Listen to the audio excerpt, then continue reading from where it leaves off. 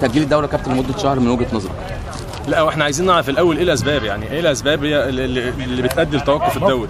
لو في اسباب مقنعه يبقى ماشي، يعني هنقبل ده وخلاص. يعني احنا يهمنا طبعا لو في حاجه تاثر على البلد او كده ماشي، انما لو ما فيش حاجه تاثر والاسباب غير معلومه يبقى زي ما قلت قبل كده للاخوه اللي كانوا قبليكم عليه العوض ومن العوض بقى في مصر كلها. ان النهارده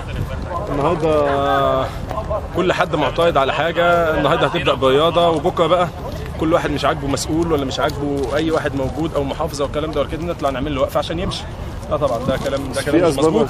يعني دي دوله قانون ويجب ان يجب ان كل واحد ياخد حقوقه، لان احنا هنا في بيحكمنا قانون.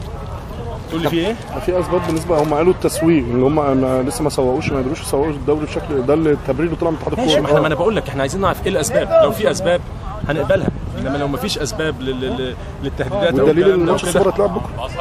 ماشي، انا ما بقولش حاجه، انا بقول لو في اسباب مقنعه بالعكس احنا هنتقبل وما فيش مشكله. انما لو ما فيش سبب لده يبقى لو احنا مش قادرين ناخد قرار يبقى خلاص، يبقى احنا نعلن النهارده ان الناس اللي شغاله 4 مليون واحد ولا 5 مليون واحد في الرياضه دول، ومش عايز بقى كل واحد ايه اللي هم بيصطادوا في المعركه يقول لك اصل مصلحتهم واصل مصالحهم بيدوروا على مصالحهم. دي مصلحه الناس كلها، مصلحه العامل البسيط اللي بيعمل في نادي. لو الناس مش قادره توفر ان ترجع رياضه ثاني، وانا بتكلم عن الرياضه بشكل عام، ما بتكلمش على كره القدم بس، وان كانت هي كره القدم هي اللي بتصرف على جميع اللعبات وعلى الكل ومعروف في العالم كله، دي مش بدعه في مصر ولا كده.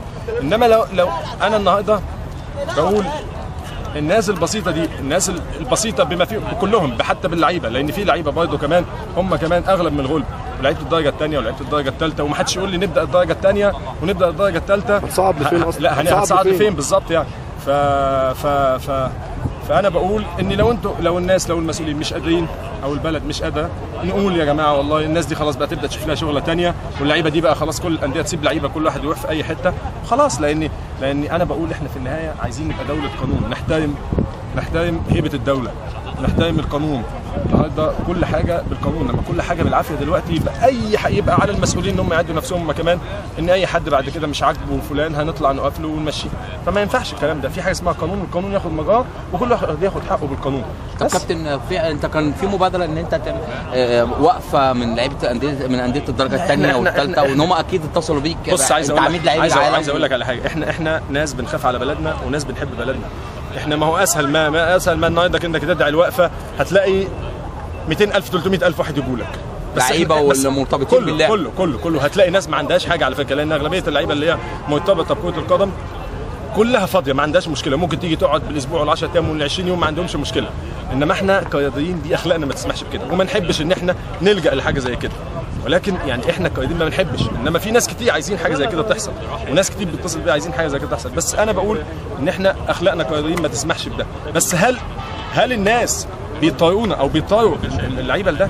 يعني يا جماعه ما هو النهارده زي احنا كنا النهارده بندور على حقوق ناس ماتت، وانا ده يعني موضوع لا خلاف عليه، واعتقد ان القانون هياخد مجراه.